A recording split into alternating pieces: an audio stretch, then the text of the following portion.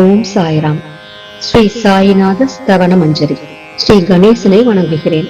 எல்லாவற்றுக்கும் ஆதாரமானவனே, மயூரேஸ்வரா, எல்லாவற்றுக்கும் சாட்சியாக விளங்குபவனே, கௌரியின் மகனே, ஓ எண்ணங்களுக்கு எட்டாதவனே, திருத்த வைரனே, ஸ்ரீ கணபதி, என்னை காப்பாற்று. நீ எல்லா கணங்களுக்கும் முதல்வனும் தலைவனும் ஆவாய். எனவே உன்னை கணேசன் என்பர். எல்லா சாஸ்திரங்களாலும் ஏற்றுக்கொள்ளப்பட்டவன் நீ. ஓ சாரதா, வாக்கின் தெய்வமே, நீ ஒளி வடிவமாக பிறக்கும் பதங்களின் தலைவி. உன்னுடைய இருப்பினால் தான் உலகத்தில் எல்லா நிகழ்ச்சிகளும் நடக்கின்றன. நீ எழுத்தாளர்களின் தேவதை. நீ எப்பொழுதும் தேசத்தின் அணிகலனாக விளங்குகிறாய். உனது எல்லையற்ற சக்தி எல்லாவற்றிலும் விளங்குகிறது. ஓ ஜெகதம்பா, உன்னை வணங்குகின்றேன். ஓ பூர்ண பிரம்மா, தெய்வீக தோற்றத்தின் மிக உயர்ந்த இறுதி நிலையில் உள்ளவனே, மகான்களுக்கு பிரியமானவனே, குணங்களோடு கூடிய உருவம் எடுத்தவனே, பண்டரிராயா, கருணை கடலே, எல்லையற்ற கருணை உடையவனே, பாண்டுரங்கா, ஓ நரகரி, நீ எல்லாவற்றின் சூத்திரதாரி, எல்லாவற்றையும் ஆட்டுவிக்கும் கயிற்றை தாங்கியவன். நீ ஜெகமெங்கும் வியாபித்துள்ளாய். எல்லா சாஸ்திரங்களும் உன்னுடைய உண்மையான உருவத்தை பற்றி ஆராய்ச்சி செய்கின்றன. வெறும் புத்தக அறிவு மட்டுமே பெற்றவர்களுக்கு நீ காணப்படுவதில்லை. ஓ சக்கரபாணி, அத்தகைய அறிவியல்கள் யாவரும் வெறும் வாத பிரதிவாதங்களிலேயே உழல்கிறார்கள். மகான்கள் மட்டுமே உன்னை அறிகிறார்கள். மற்றவர்கள் குழப்பத்தில் மூழ்கியவர்களாக, மயங்கியவர்களாக உள்ளார்கள். உனக்கு பக்தியோடு கூடிய எனது நமஸ்காரத்தை சமர்ப்பிக்கின்றேன்.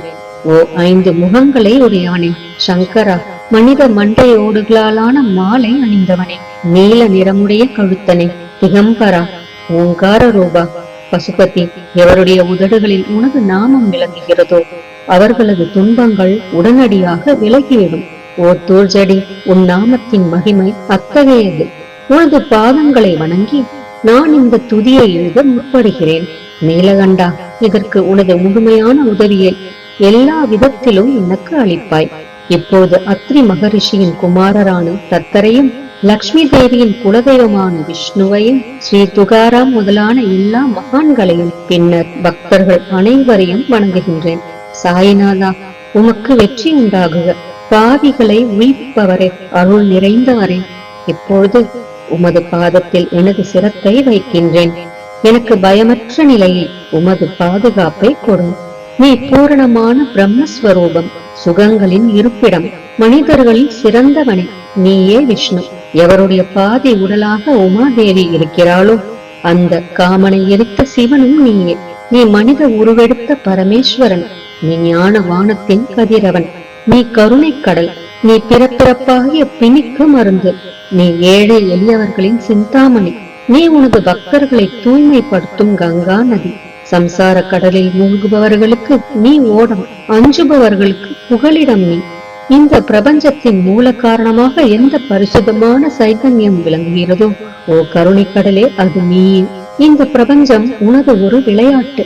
நீர் பிறவியற்றவர், உமக்கு இறப்பும் இல்லை. நன்கு ஆழ்ந்து விசாரித்து பார்த்து இறுதியில் அடையப்பட்ட முடிவு இது. பிறப்பு இறப்பு இவை இரண்டும் அஞ்ஞானத்தினால் தோன்றியவை. ஓ மகாராஜா, நீர் அவை இரண்டினின்றும் கொஞ்சம் கூட பற்றற்றவராக உள்ளீர். நீர் ஓடையில் வெளிப்பட்டது என்றால் அது அங்கேயே தோன்றியதாக ஆகுமா? முன்பே நீர் நிரம்ப உள்ளது, உள்ளே இருந்து வெளியே வந்தது, அவ்வளவே. படுகையில் நீர் வந்தபோது அதற்கு ஓடை என்று பெயர் ஏற்பட்டது. நீரில்லாவிடில் அது வெறும் படுகையே. பெருகுவது வற்றி விடுவது பற்றி நீர் சற்றும் பொருட்படுத்துவதே இல்லை. நீர் படுகைக்கு கொஞ்சமேனும் முக்கியத்துவம் அளிப்பதில்லை. படுகை மட்டும் நீர் நிறைந்துள்ள போது பெருமை கொள்கிறது. நீர் வற்றும் போது மிகவும் வருந்தும் நிலையை அடைகிறது. மனித உடல் நீர் படுகை போன்றது. சுத்த சைதன்யமே பரிசுத்தமான நீர் ஊற்று. நீர் படுகைகள் எண்ணற்றவை. இருப்பினும் நீர் மட்டும் வேறுபடுவதில்லை.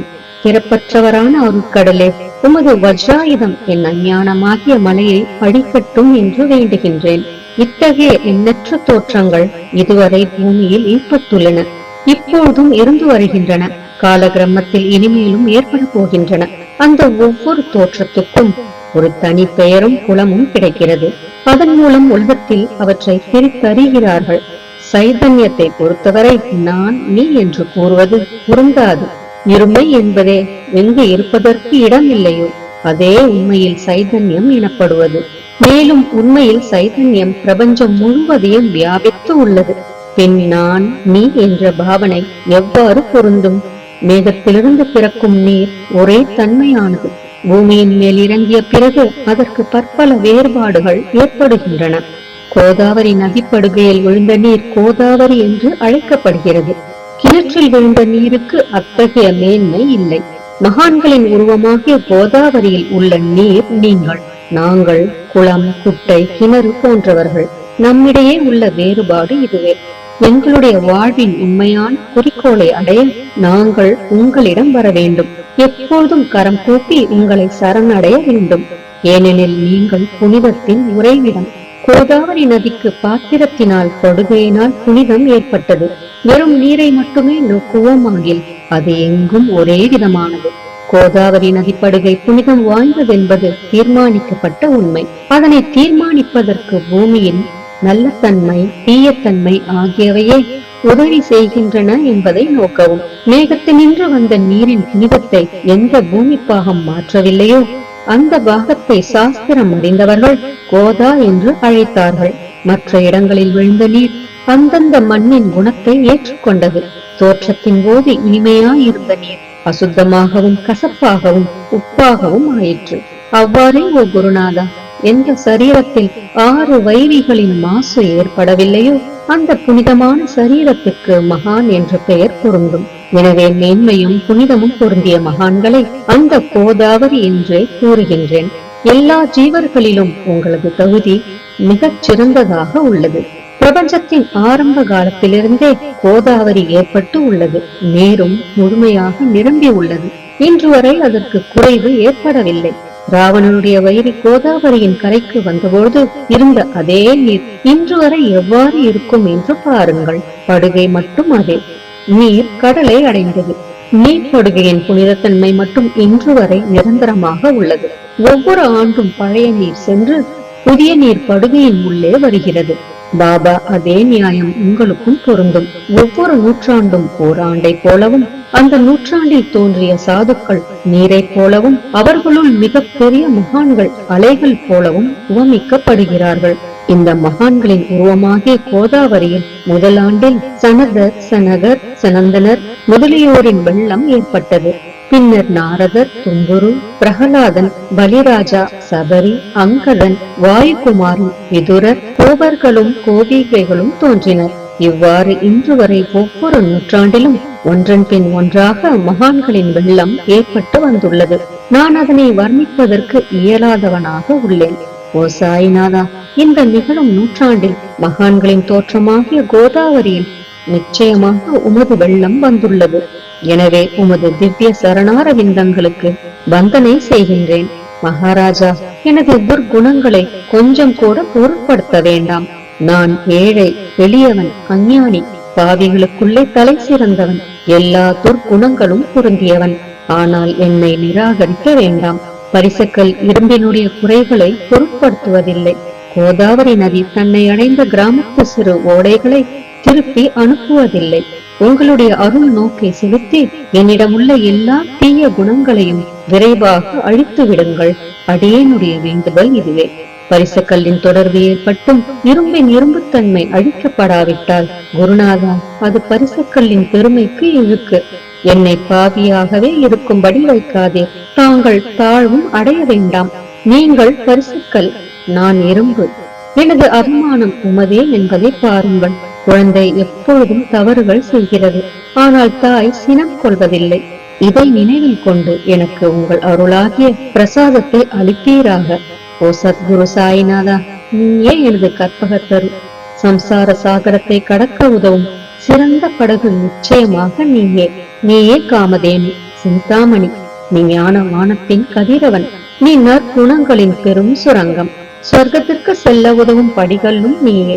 ஓ புண்ணியங்களின் இருப்பிடமே, சுத்திகரிப்பவரில் சிறந்தவரே. ஓ சாந்தமூர்த்தியே, ஆனந்தத்தின் உறைவிடமே, பிரம்மஸ்வரூபா, பரிபூரணனே, வேறுபாடு அற்றவனே, ஞானக்கடலே, ஓ ஞானத்தின் உருவமே, மனிதர்களில் சிறந்தவனே, பொறுமை, சாந்தி ஆகியவற்றின் உறைவிடமே, பக்தர்களின் இளைப்பாறும் இடமே, என்பால் மகிழ்வு நிறைந்த உன் அருள் நோக்கை செலுத்து. சத்குரு மச்சிந்திரரும் நீயே, மகாத்மா ஜாலந்தரரும் நீயே. நீயே நிவர்த்திநாதரும் ஞானேஸ்வரரும் ஆவாய். கபீர், ஷேக் முகமது, ஏசுநாதர் ஆகியோரும் நீயே. நீயே போதலாவும் சாவதாமாலியும். உண்மையில் ராமதாசரும் நீயே. சாய்நாதா நீயே. துகாரம், சகாராம் மகாராஜும் மாணிக்க பிரபுவும் நீயே. உமது இந்த அவதாரம் உண்மையில் அறிய முடியாத விதமாக உள்ளது. தங்களுடைய ஜாதியை பற்றி எவரும் அறிந்து கொள்ளும்படி தாங்கள் விடவில்லை. சிலர் உங்களை முஸ்லிம் என்கின்றனர், சிலர் அந்தனர் என்கின்றனர். கிருஷ்ணனுக்கு சமமான லீலைகளை தாங்கள் செய்கிறீர்கள். ஸ்ரீ கிருஷ்ணரை பார்த்து பலரும் பலவிதமாக பேசினர். சிலர் எதுகுலத்து அரிய ஆபரணம் என்றனர், சிலர் இடையன் என்றனர். யசோதை மென்மையான குழந்தை என்றாள். கம்சன் மகா காலன் என்றான். உத்தவர் அன்பு வடிவானவன் என்றார். அர்ஜுனன் பூர்ண ஞானி என்றான். அவ்வாறே தங்களை பற்றியும் தத்தமது மனதில் நிச்சயப்படுத்தியதற்கு தக்கபடி அவரவர்கள் அழைக்கின்றனர். மசூதி உங்களது இருப்பிடம். உமது காதுகள் குத்தி இருக்கப்படவில்லை. உங்களது பாதியா சரங்கையும் பார்த்துவிட்டு உங்களை முஸ்லிம் என்று கூறுவது பொருத்தமாகவே உள்ளது. அவ்வாறே கருணை வடிவான உமது அக்னி வழிபாட்டை பார்த்து நீங்கள் இன்றுதான் என்று எங்கள் மனதில் நிச்சயம் ஏற்பட்டது.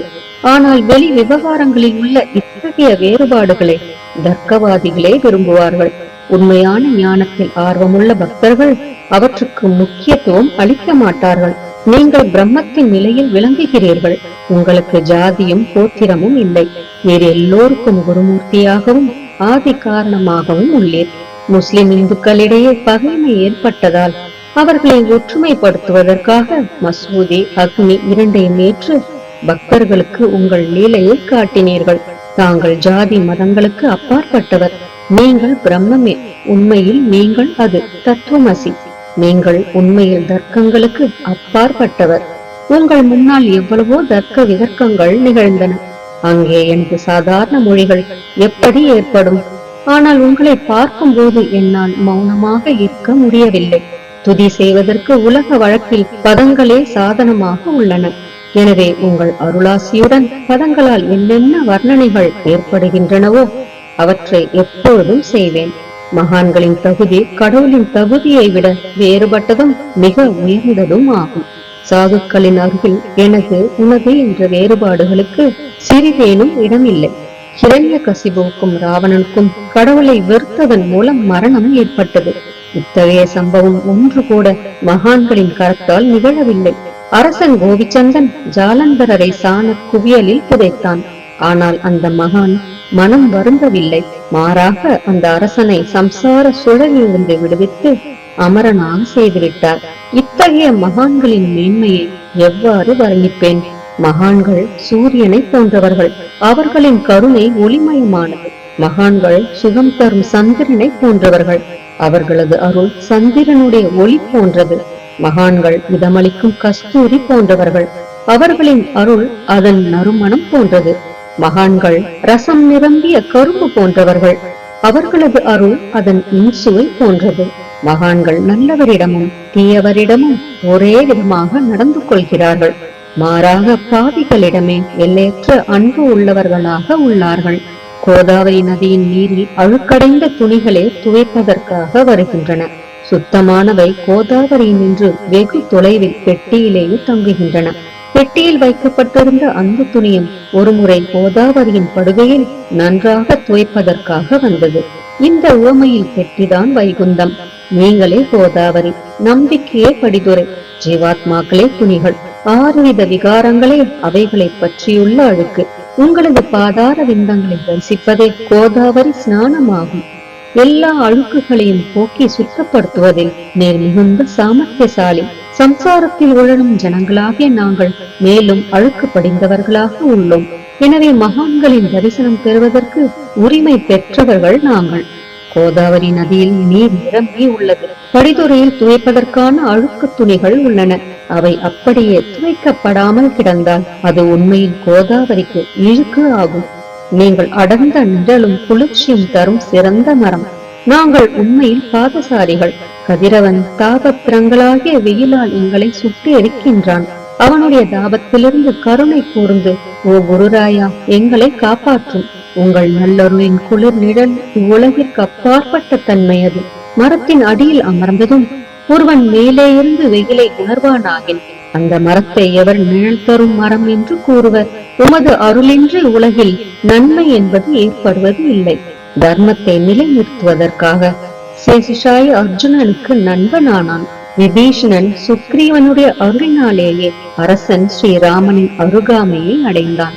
மகான்களின் மூலமாகத்தான் ஸ்ரீஹரி மேன்மை அடைந்தார். எந்த பிரம்மத்தை பற்றி வேதங்களில் கூட வர்ணிக்கப்படவில்லையோ அத்தகைய பிரம்மத்தை உலகத்தில் சகுனமாக செய்து வெட்க வைத்தார்கள் மகான்கள். தாமாஜி என்ற பக்தர் வைகுந்தபதியும் ருக்மணிவரனுமாகிய இறைவனை ஒரு மகா தாழ்ந்த குலத்தவராக உருவெடுக்கும்படி செய்தார். சோகமேளா என்ற பக்தர் ஜெகதாத்மா ஆன இறைவனை தமது எருமைகளின் சவத்தை எடுக்கும்படி செய்தார். மகான்களின் பெருமையை உணர்ந்த ஜெகஜீவனாகிய இறைவன் அவர்களுக்காக தண்ணீரும் சுமந்தான்.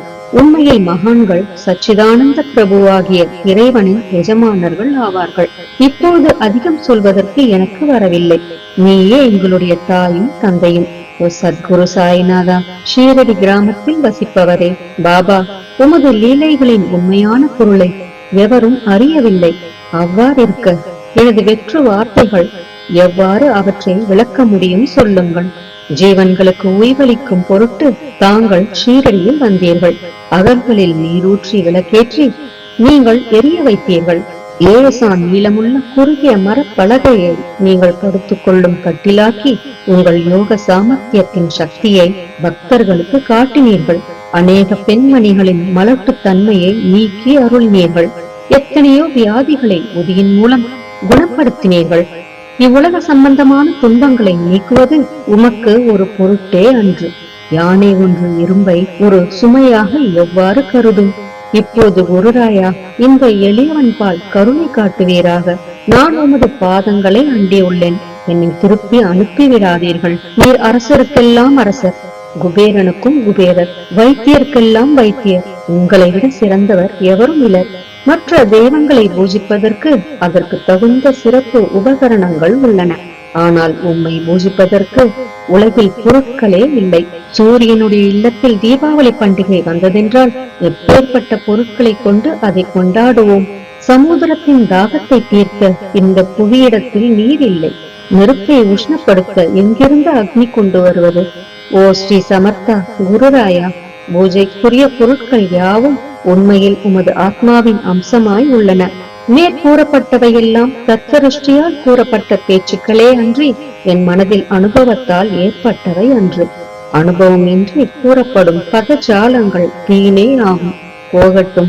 உலக வழக்கத்தின்படி உமக்கு நான் பூஜை செய்யலாம் என்றால் அதனை செய்வதற்கு தேவையான திறமை எனக்கு இல்லை எனது குருநாதா. பலவித கற்பனைகள் செய்து உமக்கு பூஜை செய்கிறேன். அருள் மிகுந்தவரே, அடியனுடைய அத்தகைய பூஜையை ஏற்றுக்கொள்வீராக. இப்போது அன்பு கண்ணீரால் உமது பாதங்களை கழுவுகின்றேன். உண்மையான பக்தியாகிய சந்தனத்தை அரைத்து உமக்கு பூசுகின்றேன். எனது அழகிய பதங்களாகிய இந்த கவனியை உமக்கு அணிவிக்கின்றேன். பிரேமை என்ற மலராகிய மாலையை உமது கழுத்தில் அணிவிக்கின்றேன். எனது துர்க்குணங்களாகிய தூபத்தை உமக்கு முன்பு எரிய விடுகின்றேன். அது மிக தீய பொருளாயினும் அது நின்று தீய வாசனை எழுவதில்லை. சத்குருவுக்கு முன்பு அன்றி வேறு எங்கெங்கு தூபம் எரியவிடப்படுகிறதோ அங்கெல்லாம் தூப பொருளுக்கு ஏற்படும் நிலை வருமாறு தூப திரவியத்திற்கு அக்னியின் ஸ்பரிசம் ஏற்பட்ட மாத்திரத்தில் அதனது நறுமணம் என்ற நல்ல குணம் அதனை விட்டுவிட்டு சென்று விடுகிறது. உமது எதிரே இதற்கு மாறாக நிகழ்கிறது. தீய தன்மைகள் அக்னியில் எரிந்து விடுகின்றன. உலகம் பார்த்து மகிழும்படி சத்குணம் எவ்வித குறைவுமின்றி தங்கிவிடுகிறது. மனிதனுடைய தீய குணங்கள் யாவும் எரிந்த பின் மனம் மாசற்றதாகிறது.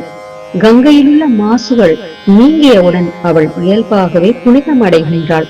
மாயை மோகம் என்ற தீபத்தை உமக்கு சுற்றுகின்றேன். அதன் மூலம் எனக்கு வைராக்கியம் என்ற ஒளி கிடைக்கும். உனக்கு அமர்வதற்கு சுத்தமான நம்பிக்கை என்ற சிம்மாசனத்தை அளிக்கின்றேன். அதனை ஏற்று பக்தி என்ற நைவேத்தியத்தையும் எடுத்துக் கொள்வாயாக. பக்தி நைவேத்தியத்தை நீ உண்டுவிட்டு அதனது ரசத்தை எனக்கு கொடு. ஏனெனில் நான் உமது பச்சிலம் குழந்தை. உனது பாலில் எனக்கு உரிமை உண்டு. எனது மனதை உமக்கு தட்சணையாக அர்ப்பணிக்கின்றேன். அதனால் கர்த்தத்துவம் என்பது எந்த விதத்திலும் என்னிடம் இருக்காது. இப்போது பிரார்த்தனையோடு உனக்கு சாஷ்டாங்க நமஸ்காரம் செய்கின்றேன். ஓ புண்ணிய ஸ்லோகா சாய்நாதா, அதனை தாங்கள் ஏற்றுக்கொள்வீராக. பிரார்த்தனாஷ்டகம்.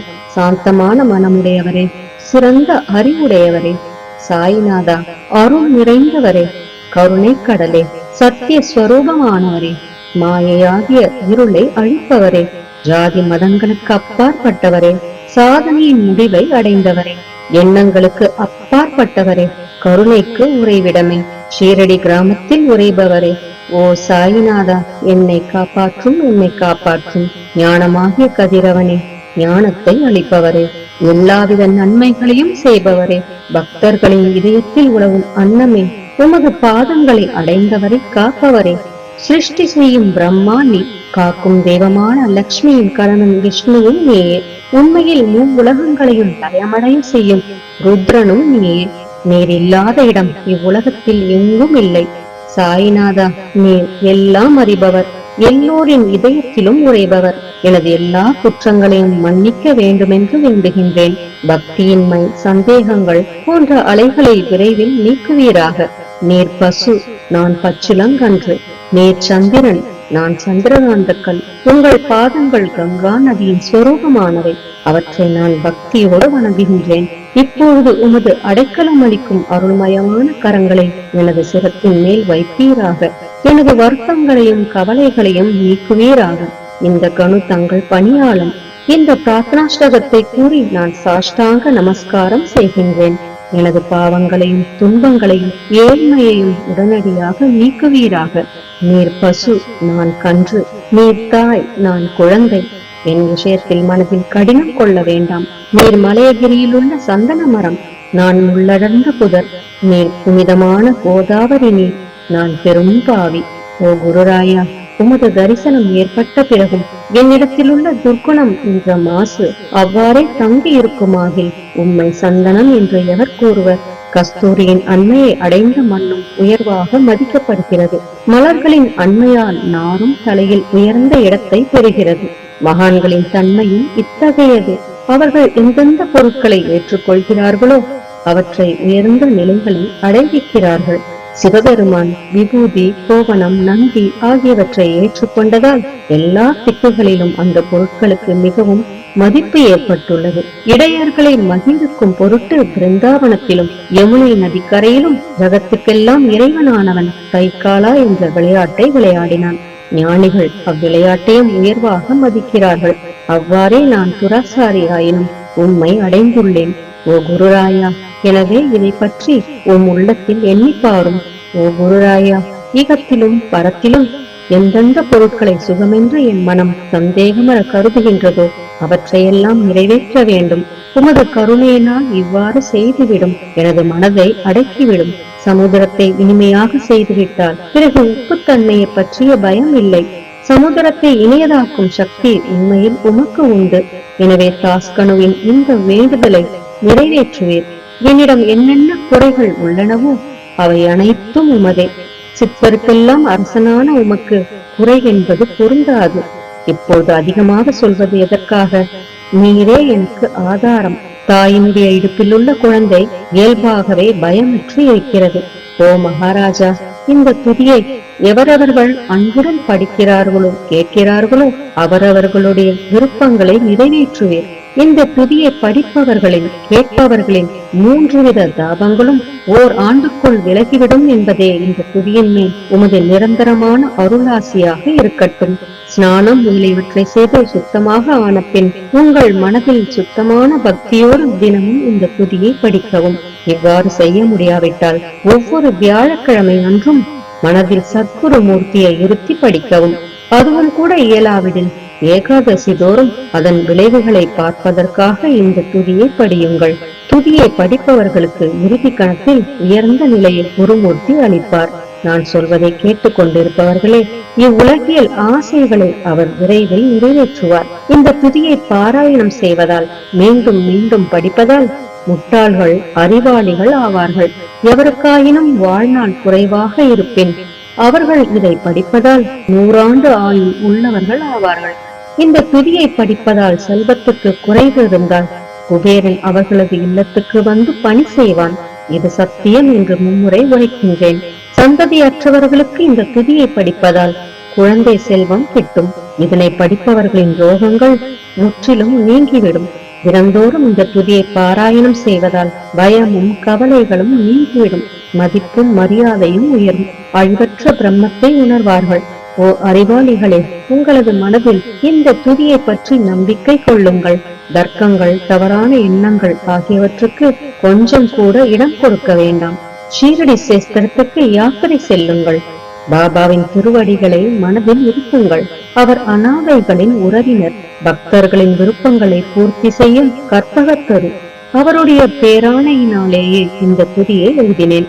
இல்லாவிடில் பாமரனாகிய என்னால் இத்தகைய படைப்பு எவ்வாறு ஏற்பட முடியும்?